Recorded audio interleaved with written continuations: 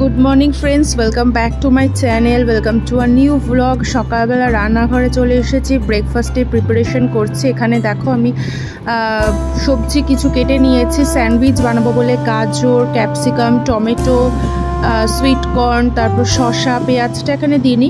তো সব কিছু মিশিয়ে এর মধ্যে একটু গোলমরিচ, মেয়োনিজ দিয়ে একটু স্যান্ডউইচ বানাবো। অনেকদিন স্যান্ডউইচটা খাওয়া হয় না। এটা গ্রিল করেও খাওয়া যায় বা এমনিও তুমি খেতে পারো। এর মধ্যে বাটারও দেওয়া যায়, যে যেটা পছন্দ করে পছন্দ অনুযায়ী দেবে। আর সব মিশানোর পর এত কালারফুল লাগছে দেখতে, এত ভালো হয়েছিল, খেতেও সেরকম ভালো হয়েছিল। তো চলো বানানো যাক। আর এখানে আমি যে মেয়োনিজটা ইউজ করছি সেটা হচ্ছে ভেজ মেয়োনিজ, তোমরা চাইলে এগ মেয়োনিজও ইউজ করতে পারো। তো স্যান্ডউইচ খেতে কিন্তু আমার হাজব্যান্ড আমি দুজনেই খুব ভালোবাসি, ওই জন্য ভাবলাম আজকে একটু বানাই। আজকে রান্না বান্নার ঝামেলা নেই, তো ওর জন্য একটু তড়িজুতি করে ব্রেকফাস্টেই বানাচ্ছি আর কি। স্যান্ডউইচের ফিলিংটা আমি এখানে রেডি করে নিয়েছি, আর এখানে আমি স্যান্ডউইচ ব্রেড নিয়েছি। তো এরপরে আমি এখানে একটু টমেটো সস দিয়ে দিচ্ছি।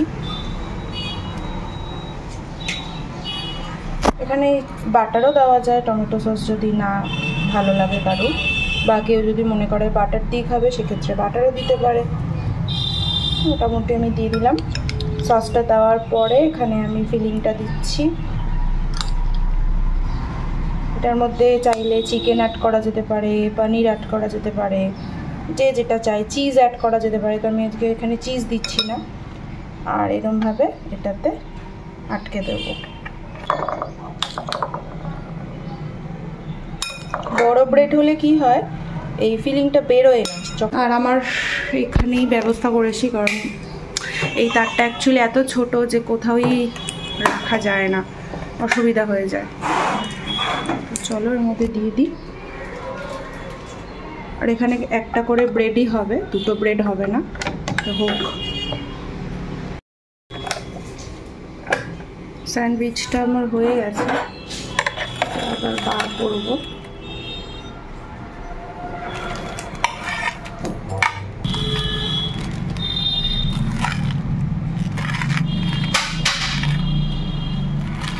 এই হচ্ছে ভেতরের ফিলিংটা, আগে দিয়ে আসি ওকে। চলো এটা হতে থাক, তাই না? হচ্ছে আর একটা খাও এটা। Good morning friends, welcome back to my channel, welcome to our new blog. আশা করি সবাই তোমরা খুব ভালো আছো, আর আমরা খুব ভালো আছি। আজকে সকালবেলা ঘুম থেকে উঠে স্নান করে পুজো দিয়ে একবারে রান্না করে এসেছি, ব্রেকফাস্ট বানালাম। এই ব্রেকফাস্টের এই যে আমার এখানে স্যান্ডউইচ চলছে, ওকে দিয়ে দিয়েছি খেতে, এবার আমি খাবো। আর আজকে কিন্তু অন্যদিন কি হয়, সকালবেলা উঠে আগে রান্নাঘরে এসে মানে লাঞ্চের প্রিপারেশন করি, কিন্তু আজকে ব্রেকফাস্ট বানালাম, কারণ আজকে বাইরে খাবো আমরা। মানে বাইরে খাবো বলতে খাবার নিয়ে আসবো, একটু বেরোবো আর কি। তো সেসব পরে বলছি, আগে খেয়ে নিই। দিন আমার স্যান্ডউইচটা পুরোপুরি রেডি হয়ে গেছে। দাঁড়াও, এটা কোথায় আমার? যা বাবা গেল কোথায়? আগে ব্রেকফাস্ট খেয়ে নিই, তারপরে হচ্ছে রেডি হব, রেডি হয়ে তারপরে হচ্ছে আমরা বেরোবো। তো চলো আগে খেয়ে নিই। আমরা এখন এসেছি ব্যান্ডেলে, আর ব্যান্ডেলে ওর একটা কাজ আছে, ওকে আমি নামালাম।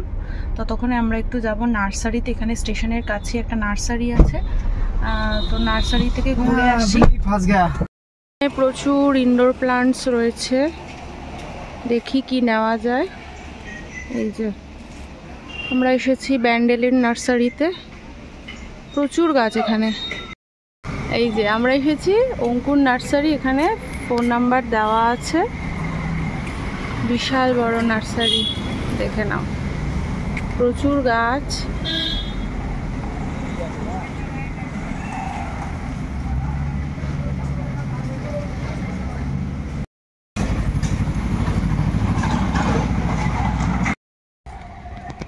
গাছগুলো দেখতে এত ভালো লাগছে, চারিদিকটা সবুজ।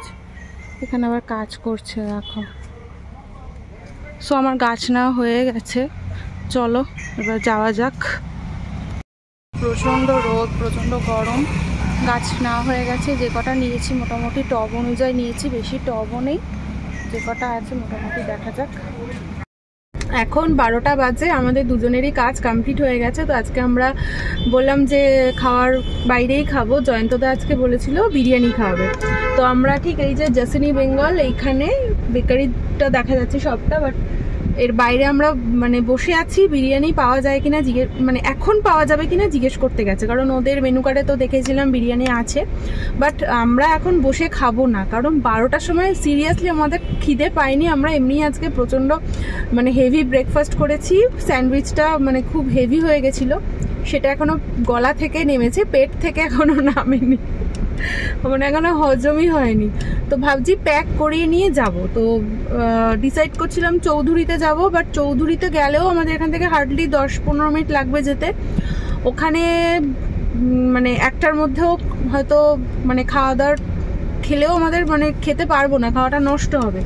তো ধীরে সুস্থে বাড়ি গিয়েই খাবো। তো দেখি এখানে যদি বিরিয়ানি না পাওয়া যায় এখন, দেন কিছুক্ষণ যদি ওয়েট করতে বলে, এখন কি করবো বুঝতে পারছি না।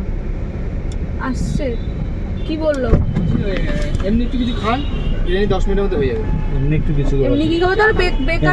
বেকারি থেকে চল, বেকারি থেকে যদি কিছু নিই তো চলো। দাঁড়াও, তোমার ব্যাগ আটকে গেছে। চলো দেখি যদি কিছু কুকিজ টুকিজ কেনা যায়, বাইরে যাই।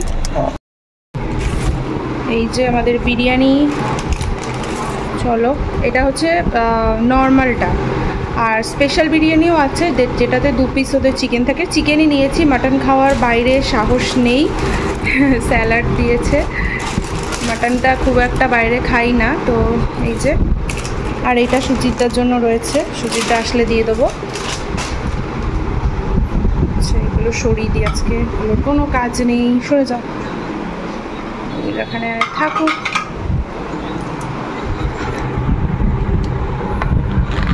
জাসিনি বেঙ্গলের বিরিয়ানিটা খেয়ে এখন দেখি কেমন খেতে।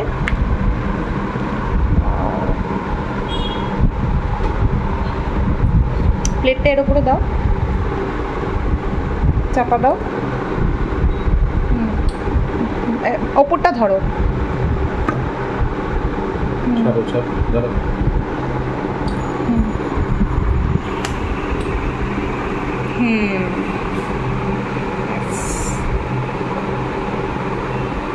সুন্দর ঢালা হয়ে গেছে, আলুটা দেখা যাচ্ছে এখান দিয়ে। আমারটাও ঢেলে দাও তাহলে।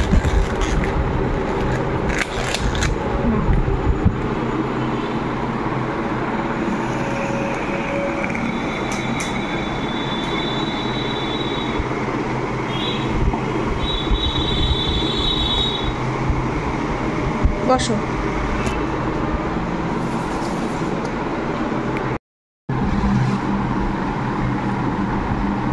এই হচ্ছে আলু, এই হচ্ছে চিকেন। চিকেনের পিসটা কিন্তু অনেকটা বড়। এটা একটা দারচিনি চলে এসেছে আমার পাতে, বাট ডিম নেই। এই হচ্ছে চিকেন বিরিয়ানি।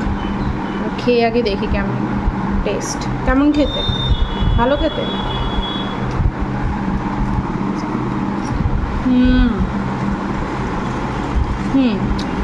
টেস্টি আছে, ভালো খেতে। বড় চিকেন হলে একটা সমস্যা, এই যে দেখি,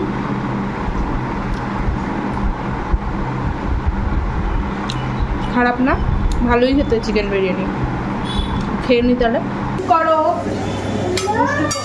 হ্যাঁ, মামাম রান্না করছে। এখন করছি হচ্ছে রাত্রির বেলার জন্য যে আলু কুমড়ো বরবটি দিয়ে একটা ওই ভাজা টাইপের করছি, পেঁয়াজ আর কালো জিরে দিয়ে। এটা হয়ে যাওয়ার পর মামা ধরো না,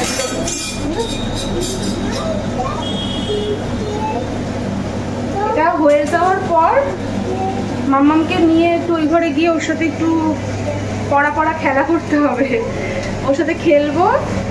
আর আমাদের এখন 7টা বাজে, আর আমাদের রুটি আর মামামের ভাতটা পরে করবো। চলো চলো খেলবো, চলো। আর রান্নাঘরে না ও মানে কাজ করতেই দেয় না, তো কিছু করছে।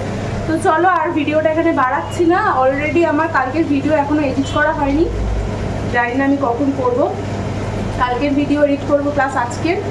হয়তো আজকে আর ভিডিও ছাড়তে পারবো না, দেখি যদি মানে এডিট করে উঠতে পারি তো করবো।